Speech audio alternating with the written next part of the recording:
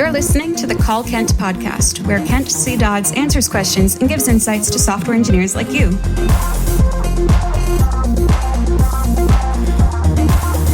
Now, let's hear the call.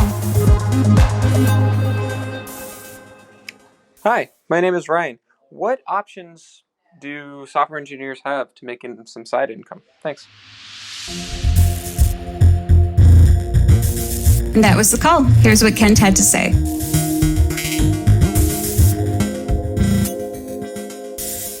Hey, Ryan, nice short and sweet question. I think my answer is going to be also short and sweet. Maybe it's a very wide range of things that you can do to earn some side income, and it depends a lot on things that you personally enjoy doing. The thing is that when you start making side income, you have to start doing things that software engineers don't typically do, like worrying about business related stuff, which is super duper not fun at all. But if you can stomach that, then you could like build an app and whatever else. But like the small scale things, now you have to reach outside of what you typically are doing at a large scale company. So like maybe you're a specializer, like you specialize in front end or you specialize in back end or whatever. If you're going to do something small scale, like build a little app, then now you have to wear a lot more hats than you typically are doing at work. And so there's whatever you end up doing, you're going to end up needing to develop new skills, which is not a bad thing, but just something to be aware of, that just because you're a software engineer doesn't mean that you automatically have all of the skills necessary to make some side income.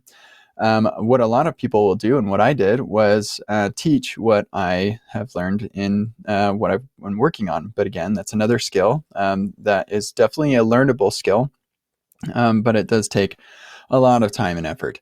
In my own story, I'll link to my 2010 Decade in Review that you can go read through my whole story. I just started teaching a lot on the side, meetups and conferences, and then started doing workshops and things. And after many years of working on that, I was able to build up enough of my side income that it could become my full-time thing. And so then I transitioned to a full-time educator. And I've got a blog post about that too. I guess I'll share in the notes of this episode. So like there's so many things. Just to rattle off a few, there's education. There's like, I don't know what to call this, just being a YouTuber and doing advertisements. So there's that as an option. I know many people are successful in that and enjoy that.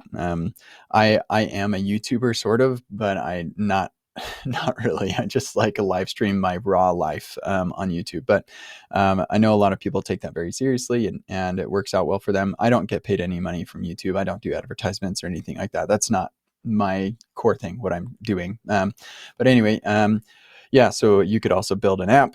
One idea that I've had is to build an app that is basically a better version of an existing application that a lot of people use, because I have the benefit of being able to move very quickly because I'm a one-man team, and so I don't have the overhead of communication, and then I also have the benefit of like not having all of this dead weight of old features and stuff like that nobody's using, and so you could actually build an existing app and make it way better with modern tech and all of that, and scare them enough that they will buy you. So maybe like that could be a thing. So you could also just build a little app that people pay $1 a month to use or something, and just you get several thousand people doing that, and you've got a pretty solid side income. There are a lot of different things that you could do. You could also do consulting on the side. I did some moonlighting as I got started in my career as well. I built helped to build an app for somebody, and so made a little bit of money doing that. So some like freelance work and stuff like that is another option.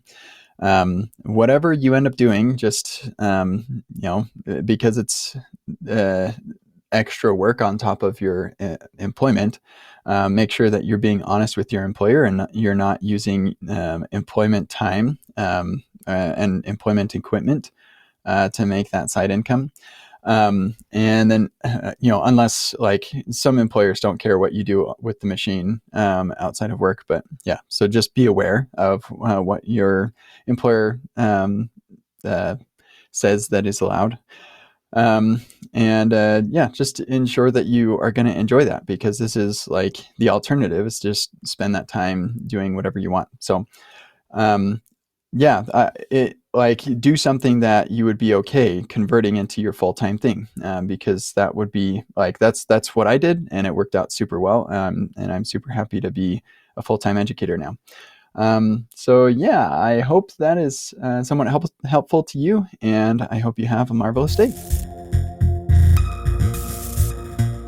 This has been the Call Kent podcast.